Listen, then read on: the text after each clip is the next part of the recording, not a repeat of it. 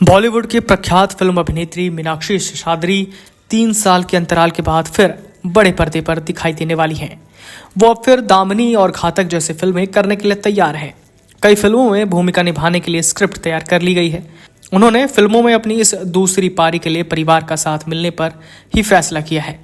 इसके लिए वो अमेरिका से करीब 3 माह पहले मुंबई लौट आई। बता दें, धर्मनगरी पहुंची मीनाक्षी शेषाद्री ने यहाँ पत्रकारों से चर्चा की। वो यहाँ अंतर्राष्ट्रीय गीता महोत्सव में सांस्कृतिक संध्या में शरीक हुई, जहां उन्होंने महाभारत पर आधारित द्रौपदी डांस ड्रामा की प्रस्तुति दी। उन्होंने चर्चा में कहा कि वो 30 साल बाद एक बार फिर बॉलीवुड के बड़े पर्दे पर काम करेंगी। इस बार फिल्मों में काम करने का अवसर उनके पति और 2 बेटों ने दिया है। फिल्मों में काम करने को लेकर पूरी रूपरेखा भी तैयार कर ली है।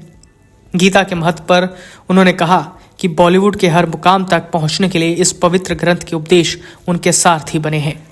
गीता के उपदेश उनके खून में बसे हैं। यही कारण है कि महोत्सव के लिए न्योता मिलते ही उन्होंने यहाँ प्रस्तुति करने के लिए खास तौर पर द्रौपदी डांस ड्रामा तैयार किया, ताकि इसके माध्यम से अपने मन की भावनाओं को भी प्रस्तुत कर सकें।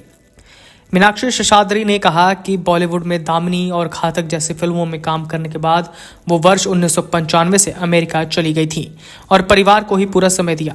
अब परिवार के कहने के बाद ही फिर मुंबई लौटी और दूसरी पारी की तैयारी शुरू की। उनके पास कई तरह की स्क्रिप्ट उनके सामने आई। इन्हें देखने और पढ़ने के उपरांत दामिनी और घातक जैसे फिल्मों में काम करना चाहेंगी। उन्होंने कहा कि अब OTT प्लेटफॉर्म पुराने और नए कलाकारों को बेहतरीन मंच उपलब्ध करवा रहा है। जिन नए कलाकारों को मंच नहीं मिलता, उनके लिए OTT एक वरदान है। फिल्म अभिनेत्री ने कहा कि हरियाणा की धरा ने बॉलीवुड को फिल्म जगत की कई नामी हस्तियां दी हैं। इन कलाकारों ने हरियाणा का नाम अंतर्राष्ट्रीय स्तर पर रोशन किया। इससे पता चलता है कि यहाँ की माटी में कला और कलाकारों का भंडार है।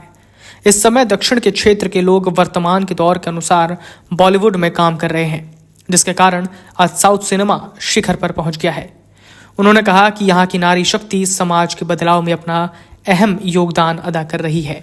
उन्होंने कहा कि उम्र कभी भी कला और कलाकारों की तरक्की में रुकावट नहीं होती। कलाकार किसी भी उम्र में अपना मुकाम हासिल कर सकता है। अगले ही वर्ष वो OTT नेटवर्क पर भी आ सकती हैं।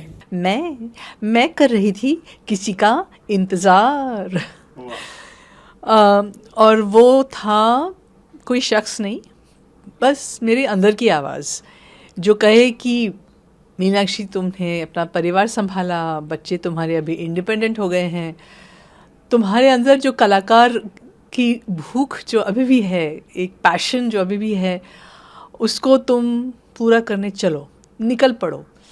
और बस अपने देश की मिट्टी मुझे उसकी खुशबू खींच के ले आई, क्योंकि मैं समझ गई और मेरे फैमिली भी समझ गए कि जो सपोर्ट और अपॉर्चुनिटीज़ मुझे यहाँ मिल सकती हैं, वो USA में रहकर मुझे कम ही मिलने वाली हैं।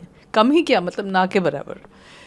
तो उनके सपोर्ट के साथ मैं यहाँ आ गई हूँ। मैं सबको बता देना चाहती हूँ कि I am living in India now, settled. और आपको अभी पूछना नहीं पड़ेगा कि कहाँ थी आप, अभी मैं हूँ यहाँ।